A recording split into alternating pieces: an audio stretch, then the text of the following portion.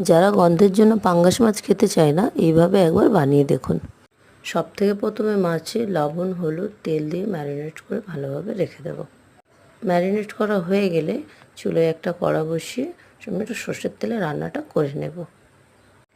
তেলটা ভালোভাবে গরম হয়ে গেলে তাতে মাছগুলো দিয়ে ভালো করে উল্টে পাল্টে ভেজে নেব। মাছগুলো ভাজা হয়ে গেলে তুলে নিয়ে ওই একই তেলে আমি গোটা জিরে, শুকনো লঙ্কা, তেজপাতা ফোড়ন দিয়ে দেব। ফোড়ন থেকে সুন্দর গন্ধ আসলে পেঁয়াজ কুচি দিয়ে দেব। পেঁয়াজটা একটু ভাজা ভাজা হয়ে গেলে তাতে কয়েকটা কেটে রাখা আলু ধুয়ে পরিষ্কার করে রেখেছিলাম দিয়ে দিলাম। আলুটা দিয়ে নাড়িয়ে চাড়িয়ে একটা টমেটো কুচি দিয়ে ভালো করে ভাজা ভাজা করে এবার একটু লবণ দিয়ে দিলাম।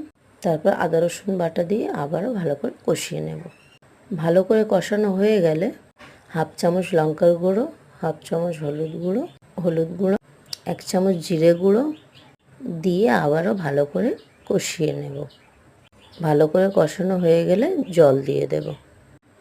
জলটা ভালো করে ফুটে উঠলে তাতে একে একে মাছগুলো দিয়ে দেব। মাছগুলো দেওয়া হয়ে গেলে আমি হাফ কেটে রাখা পাতিলেবু অ্যাড করে দেব। এই পাতিলেবু দিলে আর দুর্গন্ধটা থাকে না। এবার আমি চেক করে নিচ্ছি আলুগুলো গলেছে কিনা।